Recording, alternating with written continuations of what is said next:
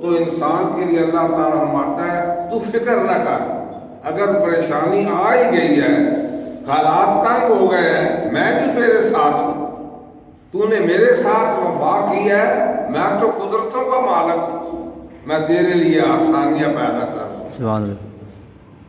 یوسف علیہ السلام غلام بن کر بک گئے، مصر کے بازار میں بک گئے، حاکم مصر نے خرید دیا، لے گیا، گھر لے گیا، خدمتگار بنا دیا،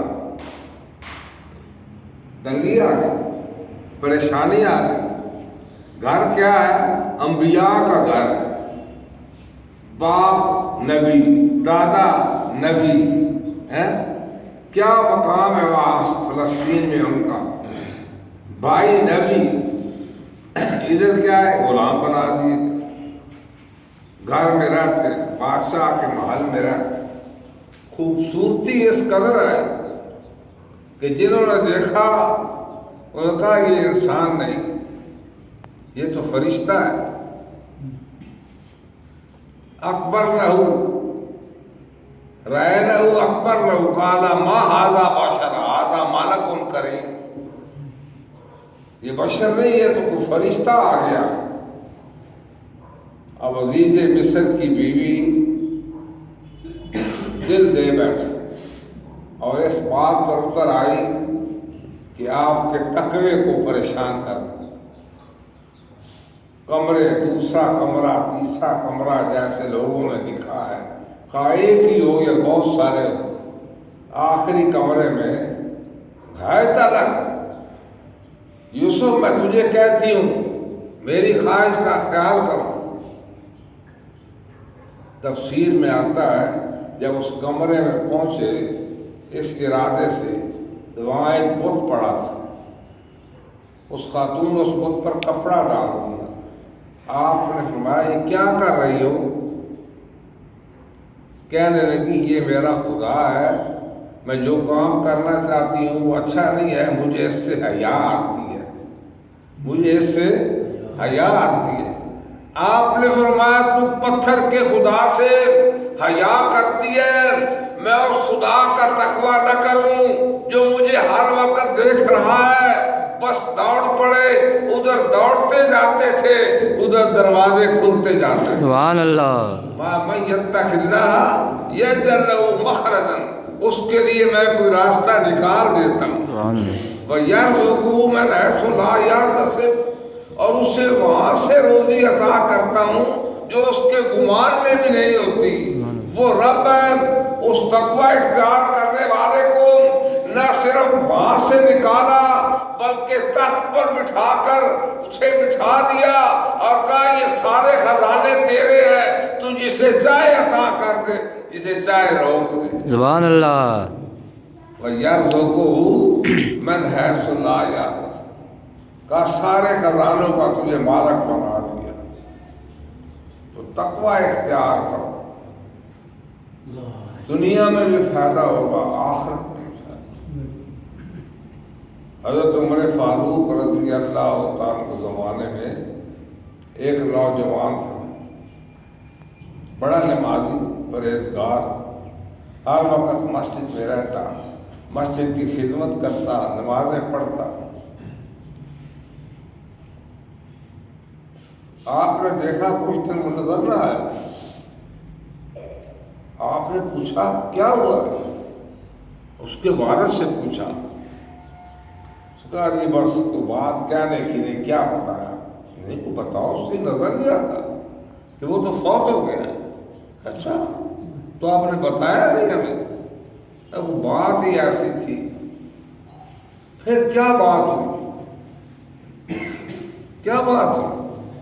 کہا وہ ایک خاتون کو دل دے بیٹھے، وہ بھی مجبور تھی، اس نے اس کی کوئی مدد کی، دوسری دفعہ بھی مدد کی، تیسری دفعہ بھی مدد اس شفقت کی کہ تم اپنی جان پر مجھے اختیار دے گی، تو مجبور کیا کرتی؟ رات کا وقت تھا، آدھی رات کا وقت تھا، اس کے دروازے پر جا کھڑا ہوا، دروازہ کھٹکھٹایا، وہ اندر سے باہر آئی، کہا میرے ساتھ تیرا وعدہ تھا۔ اس نے کہا تیرے دل میں خدا کا خوف نہیں ہے، کس کام کے لیے آیا ہے؟ بس اس کا یہ کہنا تھا کہ دل میں خدا کا خوف طاری ہو گیا، بے ہوش ہو کر گر گیا، وہاں پڑا رہا، گھر والے پریشان، کدھر گیا ہمارا رخت جگر، ہمارا روح نظر؟ ہم ڈھونڈنے کے لیے نکلے، دیکھا تو ایک جگہ بے ہوش پڑا تھا، ہم اسے اٹھا کر گھر لے آئے، گھر لائے، منہ پر چھینٹے دیے، ہوش آیا، پوچھا تیرے ساتھ کیا معاملہ ہوا ہے؟ اس نے ساری بات سنائی، کہا یہ معاملہ ہوا جب خوف خدا مجھ پر طاری ہوا، میں بے ہوش ہو گیا، پر اتنا بیان دیا کہ روح قفس انصری سے پرواز کر، اتنا بیان کیا اور روح قفس انصری سے پرواز کر فوت ہو گئی۔ خدا کے خوف سے ڈرا اور ڈر کر مر۔ حضرت عمر فاروق رضی اللہ عنہ کی آنکھوں سے آنسو رواں تھے۔ قبر کدھر ہے؟ کہا یہ قبر ادھر قبرستان ہے، مجھے قبر پر لے چلو۔ وہ سن رہے ہیں یا نہیں سن رہے ہیں؟ مجھے قبر پر لے چلو۔ قبر پر لے کر گئے، آپ قبر پر کھڑے ہوئے اور اسے مخاطب کر کے کہا اے فلاں ابن فلاں، میں نے تیرا سارا قصہ سنا ہے، خدا کے خوف سے تیری جان نکل گئی، تو بے ہوش ہو گیا۔ رب تو فرماتا ہے من قام مقام ربی، من خاف مقام ربی جنتان، جو اللہ کے سامنے کھڑا ہونے سے ڈرتا ہے رب اسے 2 جنتیں عطا کرتا ہے۔ اس نے اندر سے دعا کی من دونہما جنتان، اے عمر 2 تو اس نے اپنے وعدے کے مطابق دی تھی، 2 اور بھی مجھے عطا کر۔ سبحان اللہ۔ من خاف مقام ربی جنتان، جو اللہ سے ڈرتا ہے، تقوی اختیار کرتا ہے، اللہ اسے 1 نہیں 2 جنتیں عطا کرتا۔ اور اس نے اندر سے جواب دیا اے عمر مجھے اللہ نے 2 تو پہلے دی تھی، 2 اور بھی دیتے۔ تو تقوی جو ہے یہ انسان کو اللہ کے ہاں بھی ممتاز کرتا ہے اور لوگوں میں بھی اس کی عزت ہوتی ہے۔ سَيَجْعَلُ لَهُمُ الرَّحْمَنُ وُدًّا، اللہ تعالیٰ ایسے لوگوں کے لیے لوگوں کے دل میں محبت ڈال دیتا ہے۔ کدھر جا رہے ہیں؟ یہ فلاں پیر صاحب فلاں بزرگ کو دیکھ رہے ہیں، وہ بھی ہماری طرح انسان ہی ہوتے ہیں، مخلوق خدا جا رہے ہیں۔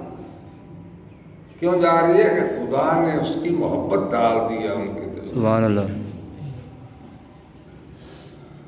پھر فرمایا وَكُونُوا مَعَ الصَّادِقِينَ، ایک ہوتا ہے دعویٰ، ایک ہوتی ہے دلیل۔ بس اللہ تعالیٰ فرماتا ہے الحمدللہ رب العالمین، الحمدللہ، ساری تعریفیں اللہ کے لیے۔ اے اللہ ساری تعریفیں تیرے لیے ہیں۔ ہاں کیا دلیل ہے؟ رب العالمین، میں تمام جانوں کو پالنے والا جو ہوں، سبحان اللہ۔ اور کس کی تعریف کروں؟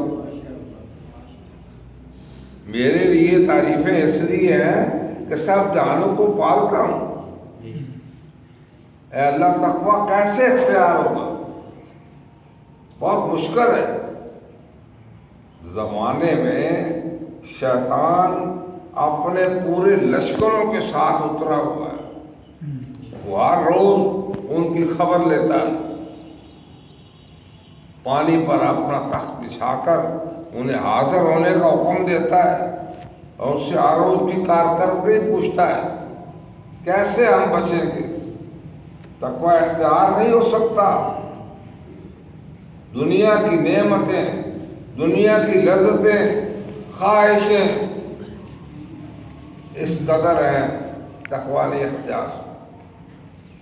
جیسے علامہ نے کہا ہے نا، براہیمی نظر پیدا بڑی مشکل سے ہوتی ہے،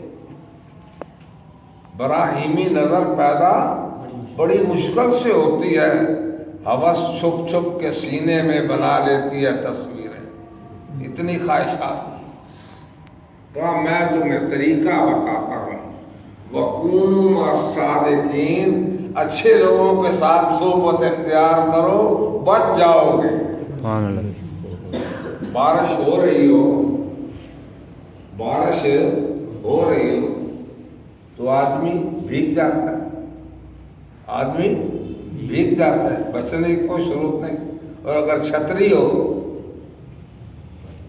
ہو پھر کچھ بچت ہو جاتی ہے۔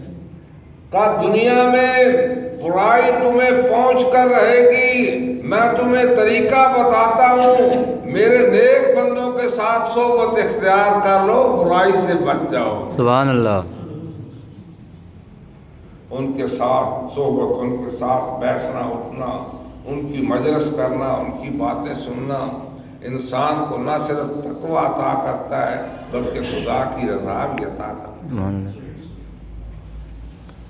اور دنیا میں بھی ایسا ہے۔ شیخ سعدی نے بڑی ایک آسان مثال دے کر سمجھایا۔ آپ فرماتے ہیں گلے خوشبوئے در حمام روزے، رسید از دست محبوب بدستم۔ میں حمام میں گیا، میرے دوست نے مجھے مٹی دی، گیلی مٹی دی، میں نے سونگھی تو بڑی خوشبودار تھی۔ بدو گفتم کہ مشکی یا امیری، کہ بوئے تو دل آویز مستم۔ میں نے مٹی سے پوچھا تو مشک ہے، مشک سمجھتے ہیں وہ ہرن کے نافے میں جو یا عنبر ہے، اتنی خوشبو ہے تیرے اندر کہ میں تو مست ہو گیا۔ تو کیا چیز ہے؟ تو مٹی آگے سے جواب دیتے بگفتہ من گلے ناچیز بودم ولیکن مدت با گل نشستم۔ کہا میں تو مٹی تھی جس کی کوئی قدر و قیمت ہی نہیں، پاؤں کے نیچے آتی ہے، ہر شے اس پر چلتی ہے، ہر گوبر اس پر پھینکتی ہے، میری تو کوئی قیمت نہیں تھی، لیکن مجھے یہ شرف حاصل ہوا کہ میں کچھ دن پھول کے ساتھ بیٹھی رہی۔ سبحان اللہ۔ کس کے ساتھ؟ پھول۔ بگفتہ من گلے ناچیز بودم ولیکن مدت با گل نشستم، اور جمال ہم نشین در من اثر کر۔ جو میرا ہم نشین تھا اس کی اچھائی نے مجھ میں اثر کیا ہے، اس لیے خوشبو آ رہی ہے، وگرنہ من ہمی خاکم کے استا، میں تو وہ مٹی ہوں، لیکن جس کے پاس بیٹھی ہوں اس کے پاس ہونے کی وجہ سے میرے اندر خوشبو آ رہی ہے۔ خس خس جتنا قدر نہ میرا،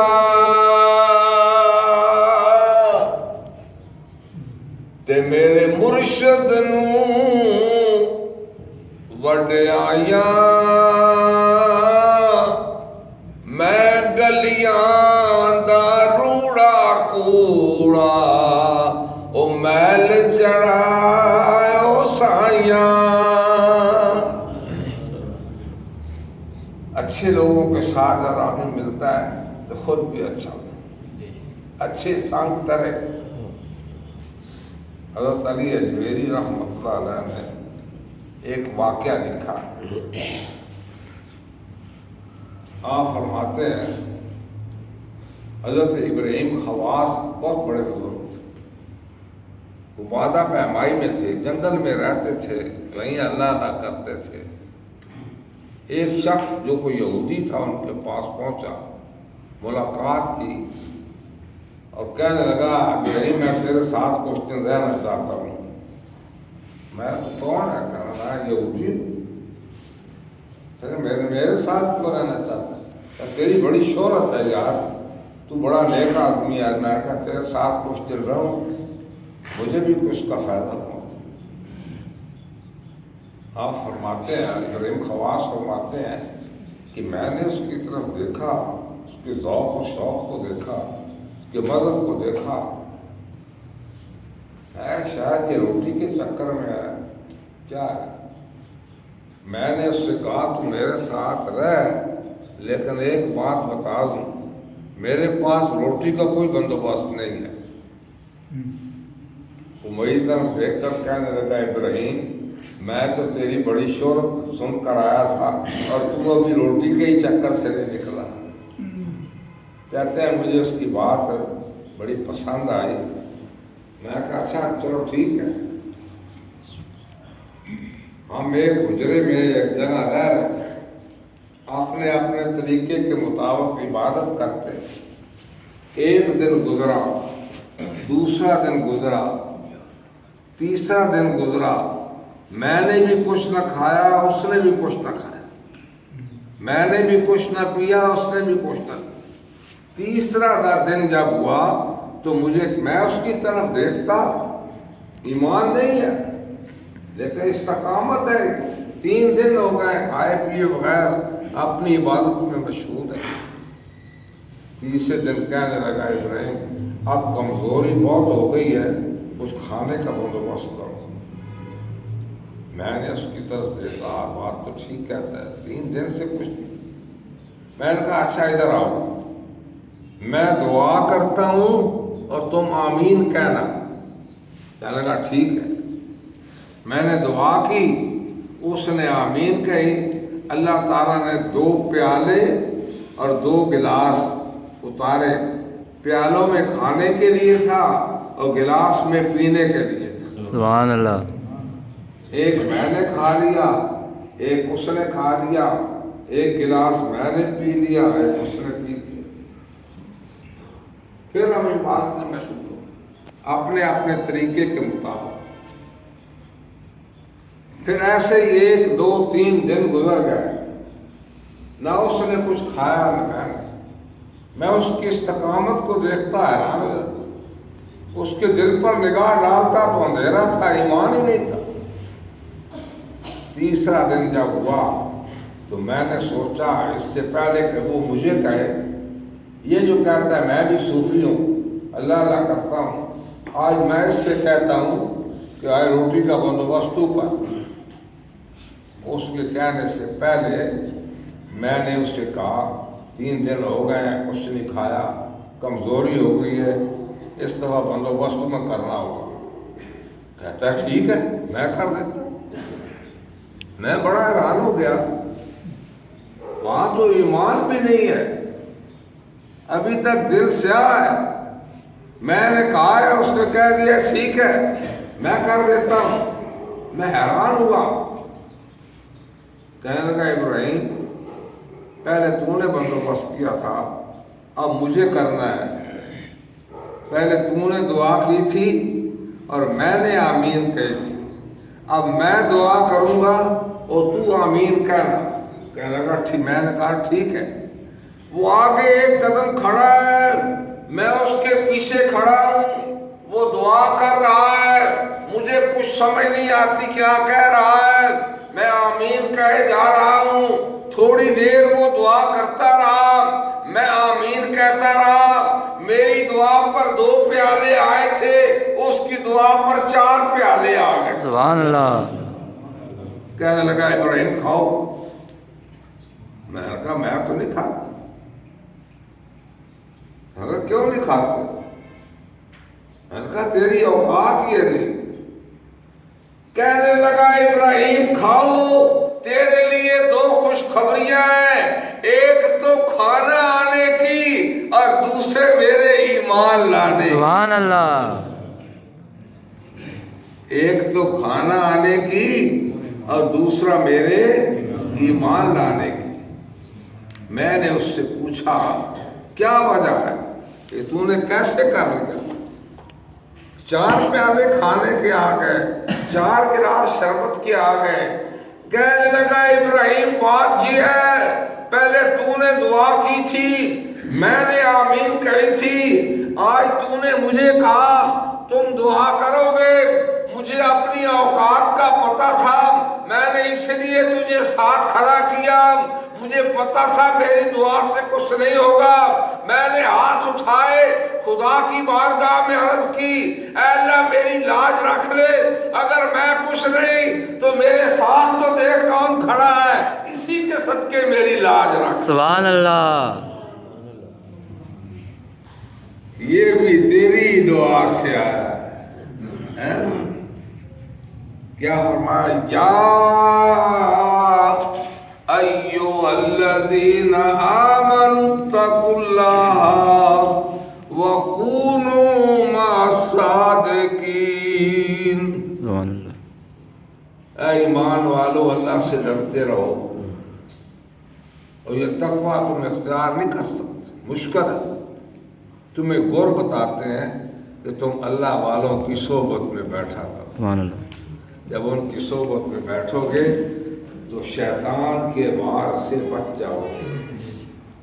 شیطان نے تو بڑے دربار خداوندی میں کہا تھا، جس انسان کی وجہ سے تو نے مجھے اپنے دربار سے نکالا ہے میں اسے گمراہ کروں گا۔ پھر سوچ کر کہنے لگا، ہاں کچھ ایسے مخلص بندے بھی ہوں گے جن پر میرا وار نہیں چل سکے، ان لوگوں کے ساتھ صحبت اختیار۔ دنیا کا بھی بھلا ہوگا، آخرت کا بھی بھلا ہوگا۔ نیکاں دے لڑ لگیاں میری چولی پھل پے، نیکاں دے لڑ لگیاں میری چولی پھل پے، اور براں دے سنگ رلیاں میرے اگلے بھی دل۔ اللہ تعالیٰ ہمیں نیکوں کی صحبت آمین۔